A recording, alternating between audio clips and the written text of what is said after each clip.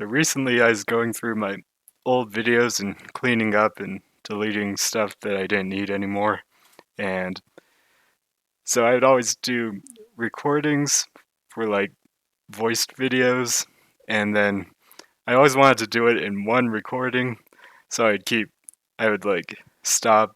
And if I messed up or said something wrong or forgot what to say or, didn't know what to say or had some kind of awkward pause, I would like stop and start over and do it again because coming from a competitive gamer mindset, knowing how to grind, I would just take it as practice, take it as you're trying to do the best you can, so you start over and retry until you get it as good as you can.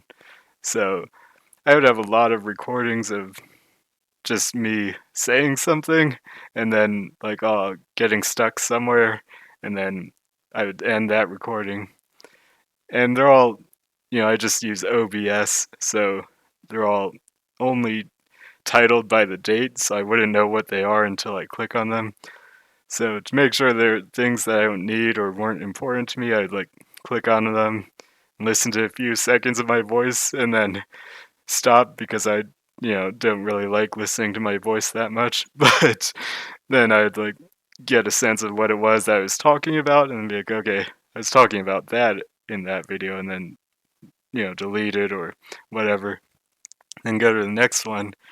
But what I realized was that I I talked about the same topic a lot more times than I realized. So, or than I remembered, because I remember, doing it a lot, but I guess I didn't remember exactly how much. So I thought it was like just a 2 or 3 times or so, but it was even more. And then so I'd play one video and be like, okay, I was talking about that. And then I'd play the next one and it's like, okay, it's the same thing. And then I'd play the next one and it's like, oh, it's the same thing. And then I'd play the next one and I'm like, man, how many times did I try to make a video about this thing? Like I didn't remember it took that much effort. And so nowadays I actually feel a lot more comfortable with it, and a lot of times I can just like do one take and feel good enough with the end result that's like, I think I'm okay with releasing that as a video. And I don't necessarily feel like I'm great. Like I don't think I'm doing everything perfectly. I don't even necessarily think I'm that good at it, but I just know I'm so much better than I was before. And it's kind of funny because I used to not think of it as a skill that you could practice, like all of that stuff. Like I kind of thought your voice is kind of like your height. It's something that you're born with and you don't really change it. It's just something you're born with and you just have to live with whatever you get. And your speaking skills, I kind of thought of that like that too. And I was just like, well, you just live with what you get, and that's kind of it. But in a very roundabout way, I kind of thought, like, wait, maybe it actually is something that you can practice and get better at. And so I was watching someone who was kind of showing off their ability with tongue twisters, and then that made me think, oh, they must have practiced tongue twisters a lot. And then that made me think, wait, they must have practiced tongue twisters because it's something that you practice to improve your voice or your speaking or pronunciation. So then I started to like look into it and say like, oh, looks like yeah, sometimes like actors might practice saying tongue twisters to help warm up their mouth. So I found like vocal exercises and things that you might practice and all of that, and I started to realize, oh, I guess it is something that you can practice maybe. So then I started practicing it every now and then, and I would go through tongue twisters and practice them a lot. And I'm gonna put myself on the spot and say, Betty bought a bit of butter, but she found the butter bitter. So Betty bought a bit of better butter to make the bitter butter better. But I had I found a website that had a really long list of them, and then I would go through and just like say all of them. So now now I like have a lot of them just memorized and can just recite them off without looking at the list because I actually practice it a good amount. But I don't know, I just kind of got motivated to actually try and practice it and try and get better. And then the the improvement was kind of slow, so it's not like drastic and sudden improvement. And it's only when I really look back, and I didn't really, I didn't really listen to my voice that much because, like I said, I don't really like listening to my voice that much.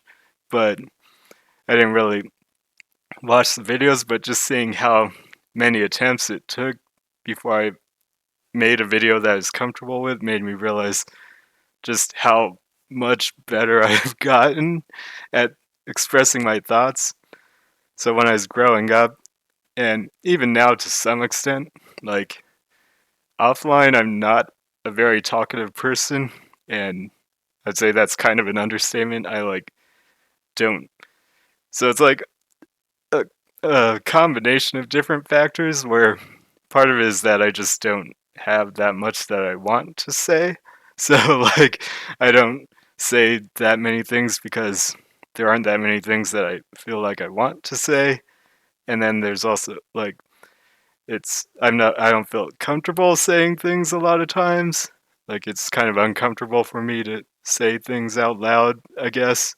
So for that reason, even if I do have something I want to say, sometimes I don't say it. And then, just how my personality is, I'm not that outgoing anyway, and I'm not very talkative. So like it's not rare for me to just not say anything at all, even in like social settings, just because I'm not really a talkative person and all of that. But like having practice saying things, it's actually helped me get better at just kind of organizing my thoughts and being able to express them. And so like I'm sure I still have awkward pauses and all of that, but it's a lot less than I used to have. And I feel a lot more comfortable just, saying things, and I can come up with the words to say a lot faster than I could before. So in English class, like in high school, English was only hard. Like I was really good at memorizing vocabulary and stuff like that. I would always ace all the vocabulary tests, but it was hard for me because I was a really slow writer and I never really put it together back then, but it's because I couldn't formulate my thoughts in a way that I could express them quickly. So like I couldn't come up with things to say very quickly. So speaking and writing, it was the same way where it's like I wouldn't know what to say, so it would take me a very long time to organize my thoughts and figure out what it is that I want to say and figure out a way to express them in a way that makes sense to other people and figure out the words that I can use. That was something that was really hard for me. And even now, again, I don't necessarily think that I'm good at it. It's just that I've improved so much at it just from all the practice. So I thought, like, part of the reason why I've done a lot of voice videos kind of recently is just for the sake of getting practice. So you put a lot more pressure on yourself, and it feels more meaningful if you know you're going to make something that other people will see. So, like, you're actually releasing a video that people might watch, and people might look at and then think something of you because you say something wrong or something like that. It puts more pressure, but it puts more meaning behind it. So it kind of encourages you to take it more seriously and not just like uh, do it too casually.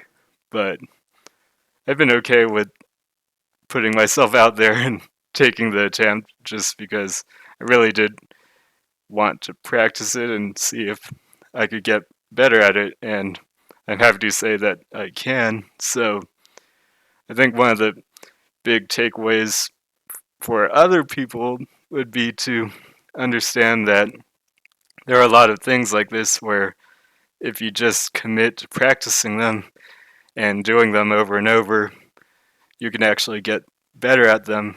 Even for a lot of things where you might not think it's something that you can practice, sometimes it actually is something that you can practice, and if you just do it a lot and practice it a lot, you can just get better at it and you might surprise yourself. And sometimes the improvement takes a long time, or it's not something that's drastic or immediately obvious. Because, like how I said with this, day to day, I wouldn't notice any difference.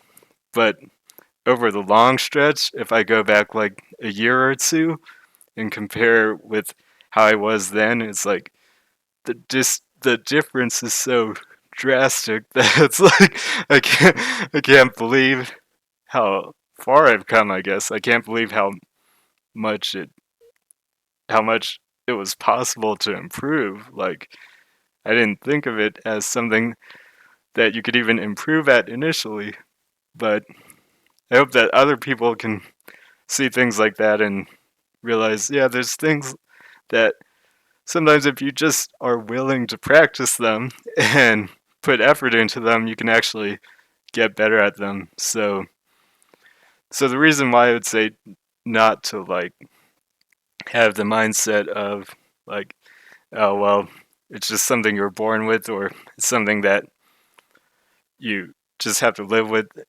and it's just how you are.